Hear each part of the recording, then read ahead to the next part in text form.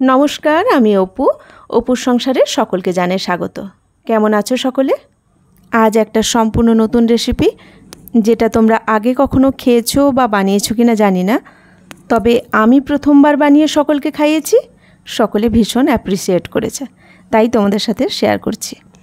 आज आमी बानाबो पनिर। तबे पनिरटा आमरा सब समय सिम्पल पनिरই खेते अभ्यस्त और सेटाई देखे एसेছি। तबे आज बानाबो आमी मशला पनिर। तोमरा देखेई बुझते पारछो। तो चलो शुरू करी।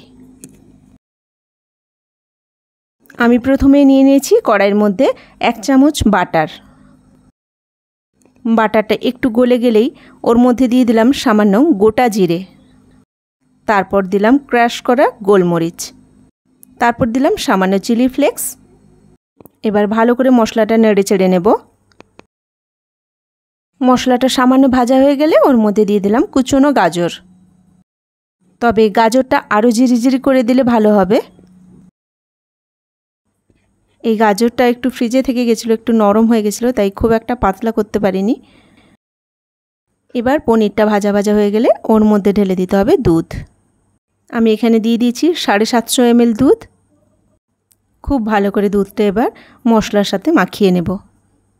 এরপর দিয়ে দিলাম সামান্য ধনেপাতা কুচি।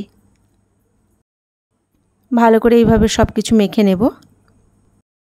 দুধটা এবার ফুটতে শুরু করলেই ওর মধ্যে দিয়ে দেব হাফ চামচ ছানা কাটা পাউডার।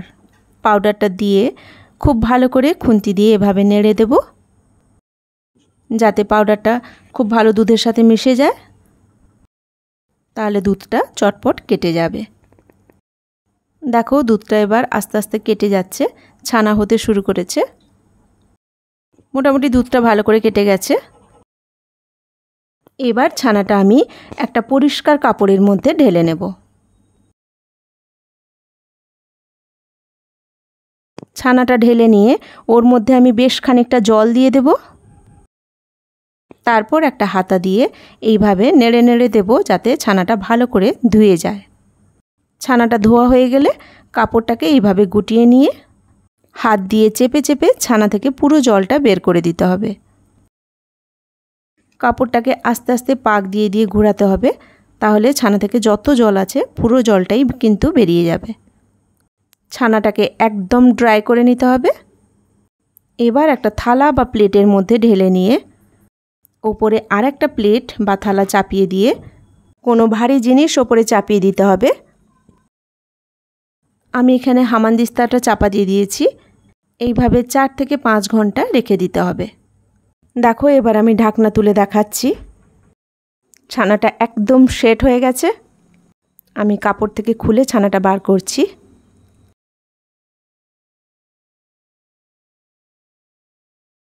দেখো কি সুন্দর শেপ এসে গেছে। আমার মশলা পনির একদম তৈরি। এবার আমি পিস পিস করে এটা কেটে নেব, যেমন পনিরের পিস কাটা হয়। নর্মাল পনির যেটা কিন্তু তার নিজস্ব কোনো স্বাদ থাকে না, আমাদের মশলা দিয়ে রান্না করলে তবেই আমরা কিন্তু সেটার স্বাদ পাই। কিন্তু এই পনির ভাজার পরেই খেতে পারবে, এতটাই স্বাদ হয়। আমি ভেজে প্লেটে রেখেছি, তখনই ছোটোখাটো টুকরো টুকরোগুলো সব নিয়ে নিয়ে খেতে শুরু করেছে। বানানো খুব একটা কষ্টকর নয়, তাই অবশ্যই একবার ট্রাই করে দেখো। সম্পূর্ণ নতুন রেসিপি, ভালো লাগবে। তোমাদের কেমন লাগলো অবশ্যই কমেন্ট করে জানিও। আর যদি তোমাদের ভালো লেগে থাকে তাহলে একটা লাইক দিয়ে দিও। সকলে ভালো থাকবে, সুস্থ থাকবে। কথা হবে আবার পরে ভিডিওতে নতুন কোনো রেসিপি নিয়ে। আজ এখানেই রাখি। নমস্কার।